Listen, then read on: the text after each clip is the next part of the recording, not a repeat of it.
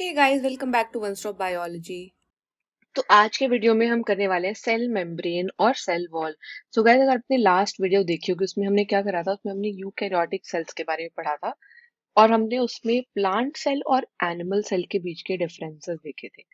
तो हमने क्या देखा था कि सेल मेम्ब्रेन, जिसको प्लाज्मा मेम्ब्रेन भी बोलते हैं, वो जो है प्लांट सेल और एनिमल सेल्स दोनों में ही प्रेजेंट होता है।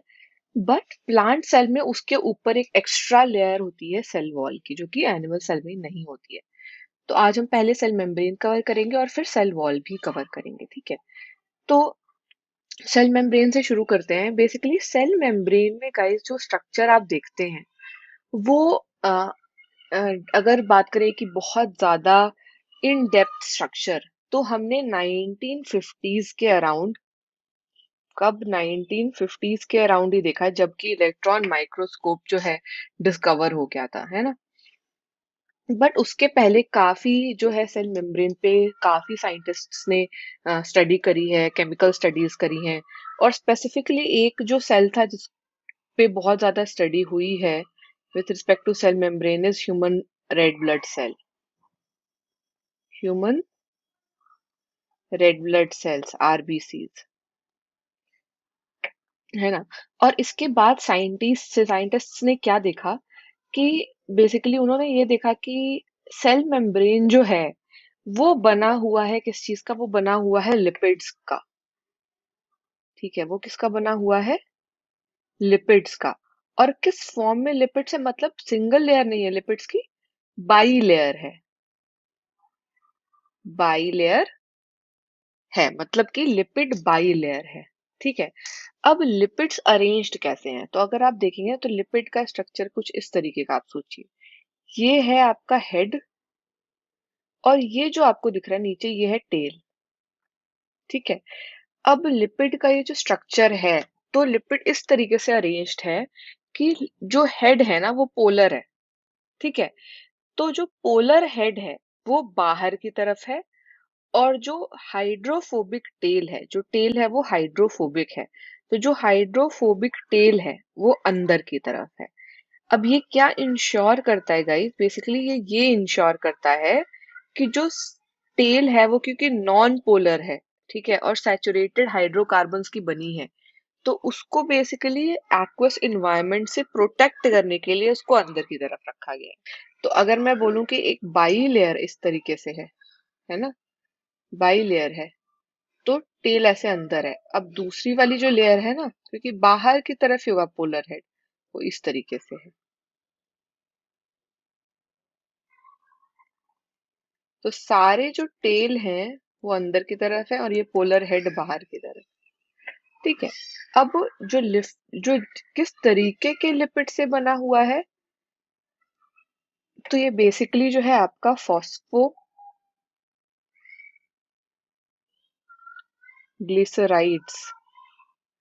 फॉस्फोग्लिसराइड्स से बना हुआ है। ठीक है। अब बाद में जो है इसका बायोकेमिकल इन्वेस्टिगेशन भी करा गया। जब बायोकेमिकल इन्वेस्टिगेशन बाद में हुई तो देखा गया कि जो है सेल मेम्ब्रेन सिर्फ लिपिड से नहीं बना है, इसमें दो और कंपोनेंट्स हैं, एक तो प्रोटीन्स है और कार्बोहाइड्रेट्स है, और कार्बोहाइड्रेट्स है। ठीक है। अब मेजर कंपोनेंट आपके लिपिड और प्रोटीन है, और प्रोटीन और लिपिड का जो रेशियो होगा सेल मेम्ब्रेन के अंदर, वो अलग अलग सेल, डिफरेंट सेल्स के लिए डिफरेंट होता है। ठीक है। बट अगर हम एरिथ्रोसाइट की बात करें, अगर हम आरबीसीज की बात करें, आरबीसीज में, और ह्यूमन आरबीसी की बात करूँ गाइस, ठीक है, तो ह्यूमन आरबीसी में 52% के अराउंड होता है प्रोटीन, और 40% के अराउंड होते हैं लिपिड्स। 52% के अराउंड होते हैं प्रोटीन और 40% के अराउंड होते हैं लिपिड्स। ठीक है। अब अगर आप देखेंगे प्रोटीन्स के बारे में, तो ये प्रोटीन्स जो हैं, ठीक है, ये जो प्रोटीन है, इसके ये कहाँ पर जो है प्रेजेंट है, जो आपकी लेयर है, जो बाई लेयर है उसके अंदर, और कितने इजीली एक्सट्रैक्ट किए जा सकते हैं वहां से, उसके बेसिस पे दो तरीके के प्रोटीन्स होते हैं, उसके बेसिस पे दो तरीके के प्रोटीन्स होते हैं, एक है इंटीग्रल प्रोटीन और दूसरे हैं पेरिफेरल प्रोटीन। नाम से ही पता चल रहा है गाइस, पेरिफेरल प्रोटीन को एक्सट्रैक्ट करना आसान है क्योंकि पेरिफेरी पर है। इंटीग्रल प्रोटीन क्योंकि अंदर है तो उनको एक्सट्रैक्ट करना मुश्किल है। तो पेरिफेरल प्रोटीन क्या है? पेरिफेरल प्रोटीन वो है जो कि सरफेस पर प्रेजेंट होते हैं, ठीक है, जो कि आपका जो प्लाज्मा मेम्ब्रेन या सेल मेम्ब्रेन बोल लीजिए है, उनके सरफेस पर प्रेजेंट होते हैं। और इंटीग्रल प्रोटीन क्या है? इंटीग्रल प्रोटीन या तो पार्शियली या टोटली, पूरी तरीके से जो है आपका बरीड होते हैं मेम्ब्रेन के अंदर। तो इंटीग्रल प्रोटीन पार्शियली और टोटली बरीड इन मेम्ब्रेन। और पेरिफेरल क्या है? lying on the lie on the proteins that lie on the surface of membrane। ठीक है, तो ये तो हो गए दो तरीके के आपके प्रोटीन्स।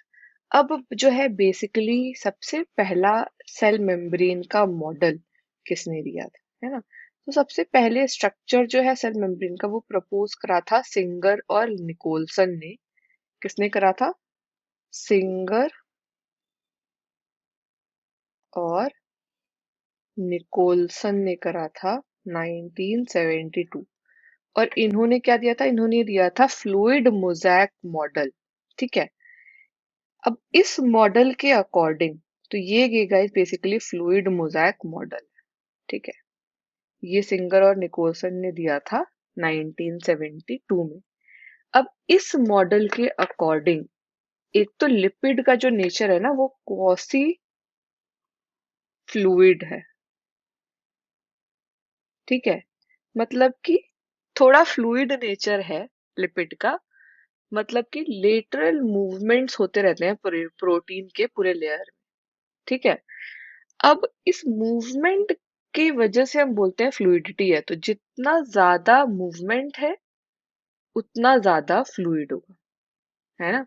अब इम्पोर्टेंट क्यों है ये कि सोचो अगर कि बहुत ज्यादा रिजिड होता सेल मेम्ब्रेन, मूव नहीं करता, तो क्या ये सेल ग्रो कर पाते? क्या ये सेल डिवाइड कर पाते? क्या इन सेल्स के बीच में जंक्शन बन जाते हैं, इंटरसेल्युलर जंक्शंस होते हैं, वो हो पाते? क्या सिक्रीशंस हो पाते सेल के अंदर से? एंडोसाइटोसिस हो पाता? क्या नहीं हो पाता, है ना?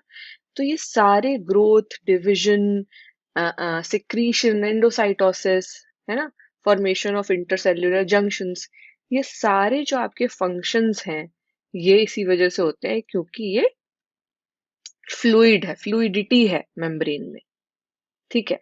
अब देखते हैं कि फंक्शन क्या है। इससे पहले फंक्शन देखें, एक बार आप ये डायग्राम देख लो कि फ्लूइड मोज़ेक मॉडल बोलता क्या है। तो फ्लूइड मोज़ेक मॉडल एक तो बोलता है कि जो है लिपिड की बाई लेयर है ना? तो ये आपको जो हेड दिख रहा है और ये नॉन पोलर टेल बीच में दिख रहा है, जैसे मैंने पहले बनाया है ना। दो तरीके के प्रोटीन्स, ये आपको दिख रहे हैं प्रोटीन्स, ये जो प्रोटीन्स अंदर हैं ये है इंटीग्रल प्रोटीन्स, ये एम्बेडेड है। और एक ऐसे बाहर की तरफ प्रोटीन्स है, ठीक है, तो ये वाले जो प्रोटीन्स हैं ये पेरिफेरल प्रोटीन्स हैं। कुछ शुगर मॉलिक्यूल अटैच्ड हैं प्रोटीन्स के साथ अगर आप देखेंगे तो, और कुछ लिपिड जो बाइलेयर है उसके साथ कोलेस्ट्रॉल अटैच्ड है, कुछ कोलेस्ट्रॉल के मॉलिक्यूल्स भी होते हैं, ठीक है। तो ये हो गया आपका फ्लूइड मोज़ेक मॉडल, है ना। फंक्शंस देखते हैं क्या क्या है। अगर आप फंक्शंस की बात करेंगे तो पहली बात तो यह है कि ये जो आपकी मेम्ब्रेन होती है वो परमिएबल होती है, मतलब कि इससे ट्रांसपोर्ट जो है वो पॉसिबल है, transport of the molecules across, है ना। बट क्या हर तरीके के मॉलिक्यूल पास कर जाते हैं? नहीं, ये सिलेक्टिवली परमिएबल होती है, ठीक है। कुछ मॉलिक्यूल्स के लिए ही परमिएबल होती है इधर साइड्स में, ठीक है। अब किस तरीके से मॉलिक्यूल मूव करते हैं? तो जो है बहुत सारे ऐसे मॉलिक्यूल्स होते हैं जो बिना किसी एनर्जी के रिक्वायरमेंट के खुद से मूव कर जाते हैं, इसको बोलते हैं पैसिव ट्रांसपोर्ट। अगर एनर्जी नहीं चाहिए तो पैसिव ट्रांसपोर्ट, ठीक है। कुछ न्यूट्रल सॉल्यूट्स हैं जो कि सिंपल डिफ्यूजन से मूव कर जाते हैं, ट्रांस जो आपका कॉन्सेंट्रेशन ग्रेडियंट के अकॉर्डिंग, मतलब कि हाई हाई कॉन्सेंट्रेशन से लोअर कॉन्सेंट्रेशन में डिफ्यूजन से मूव कर जाते हैं। ऐसे ही वाटर भी मूव करता है, तो वाटर के मूवमेंट को डिफ्यूजन बाई के तरीके से क्या बोलते हैं, ऑस्मोसिस। क्या बोलते हैं, ऑस्मोसिस। ठीक है। अब कुछ पोलर मॉलिक्यूल्स होते हैं, ये पोलर मॉलिक्यूल्स में नहीं पास कर पाते हैं क्योंकि आपका जो लिपिड बाई लेयर है वो नॉन पोलर है ना। तो इनको मूव कराने के लिए क्या होता है कि हमें एनर्जी चाहिए होती है। ठीक है। इनको मूव कराने के लिए हमें एनर्जी चाहिए होती है। ठीक। अब कैसे मूव करते हैं, बेसिकली ये अगेंस्ट कॉन्सेंट्रेशन ग्रेडियंट मूव कर रहे हैं, लोअर कॉन्सेंट्रेशन ग्रेडियंट से हाइयर कॉन्सेंट्रेशन ग्रेडियंट में। ठीक है। अब ऐसे ट्रांसपोर्ट जिसमें एनर्जी चाहिए होती है, जिसमें एटीपी यूटिलाइज होती है, उसको बोलते हैं एक्टिव ट्रांसपोर्ट। ठीक है। और आपका एग्जाम्पल है इसका सोडियम पोटेशियम पंप। ठीक। तो ये तो हो गया मेन फंक्शन सेल मेम्ब्रेन या प्लाज्मा मेम्ब्रेन बोल लीजिए उसका। अब आते हैं सेल वॉल क्या होता है ना। तो बहुत सारे प्लांट्स और फंजाई में आपको मिलेंगे cell wall, but animal cells में नहीं मिलते हैं।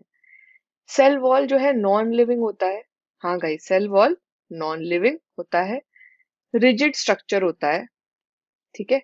और जो आप प्लाज्मा मेम्ब्रेन या सेल मेम्ब्रेन अभी पढ़ रहे थे, उसके बाहर की कवरिंग बनाता है बेसिकली। ठीक है।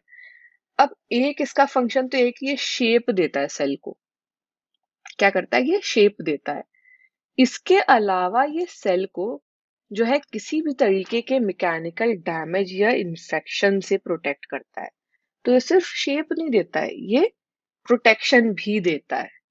ठीक है। ये प्रोटेक्शन भी देता है। अब इसके अलावा जो सेल टू सेल इंटरैक्शन हो रहा है, ठीक है, जो सेल टू सेल इंटरैक्शन हो रहा है उसमें भी हेल्प करता है। और बहुत सारे ऐसे अनडिजायरेबल मैक्रोमोलिक्यूल्स होते हैं जिनका मूवमेंट रुकता है। बहुत सारे ऐसे अनडिजायरेबल मॉलिक्यूल्स हैं जिनका मूवमेंट रुकता है। ठीक है। अब एल्गी में भी सेल वॉल होती है, और एल्गी की सेल वॉल किस चीज की बनी होती है, एल्गी की सेल वॉल बनी होती है सेल्यूलोज की, गैलेक्टन्स की, मैनन्स की, और कुछ मिनरल होते हैं जैसे कैल्शियम कार्बोनेट। ठीक है। तो एल्गी के केस में तो ऐसा होता है।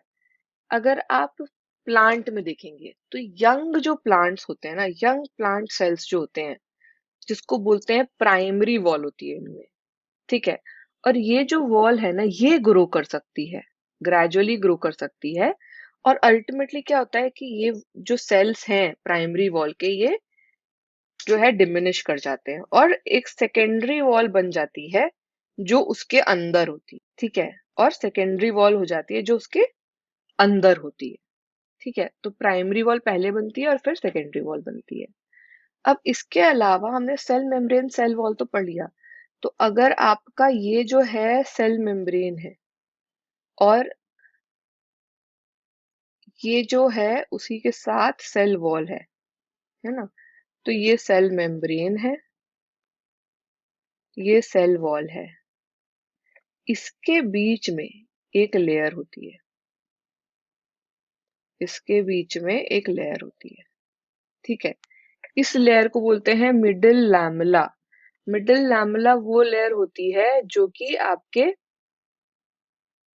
सेल वॉल और सेल मेम्ब्रेन के बीच में होती है। ठीक। बनी किस चीज की होती है, कैल्शियम पेक्टेट की होती है। ठीक है। और ये जो मिडिल लैमेला है, उसका फंक्शन क्या है कि जो आपके नेबरिंग सेल्स है ना, उनको एक साथ होल्ड करती है और ग्लू करती है। क्या करती है, जो भी आपके नेबरिंग सेल्स हैं उनको एक साथ होल्ड करती है। ठीक है। अब ये जो सेल वॉल और मिडिल लैमेला है ना, उसके बीच में जो उस पे जो है, ऐसे सेल वॉल अगर देखेंगे तो ऐसे राउंड राउंड आपको ऐसे होल्स दिखेंगे, ओपनिंग्स दिखेंगे। ये होता है प्लाज्मो डेस्मेटा। हमने जब लास्ट वीडियो में प्लांट सेल पढ़ा था तो हमने ये देखा भी था, है ना। ये क्या होता है, एक ओपनिंग होती है बेसिकली, जो नेबरिंग सेल्स के साइटोप्लाज्म को कनेक्ट करती है।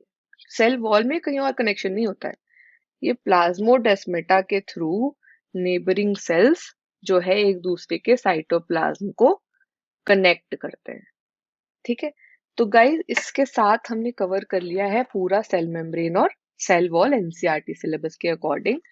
आई होप आपको ये समझ में आएगा अच्छे से। गाइस बहुत इंपॉर्टेंट यूनिट है अगेन सेल बायोलॉजी, बहुत सारा वेटेज है नीट में भी और बोर्ड्स में भी, और बहुत सारे क्वेश्चंस आते हैं इससे, है ना। तो आई होप आपको ये अच्छे से समझ में आया होगा। समझ में आया तो गाइस लाइक जरूर कीजिएगा वीडियो और अपने फ्रेंड से शेयर जरूर कीजिएगा। और हाँ, अगर आप नए हैं इस जो चैनल पे, तो चैनल को सब्सक्राइब जरूर कीजिएगा।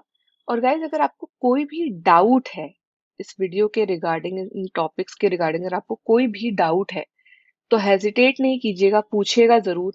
या तो आप कमेंट करके मेरे से डाउट पूछ सकते हैं इस वीडियो पे, या तो आप व्हाट्सएप पे मैसेज करके भी डाउट पूछ सकते हैं। व्हाट्सएप नंबर मैंने डिस्क्रिप्शन में इस वीडियो के दिया हुआ है। और गाइज अगर आपको कोई भी फीडबैक देना है इस वीडियो के रिगार्डिंग या किसी भी और वीडियो के रिगार्डिंग, तो कमेंट में बताइएगा जरूर, क्योंकि आपके फीडबैक के अकॉर्डिंग ही मैं इम्प्रूव कर सकती हूँ वीडियो को और ज्यादा। थैंक्स गाइस, नेक्स्ट वीडियो में मिलते हैं, बाय बाय।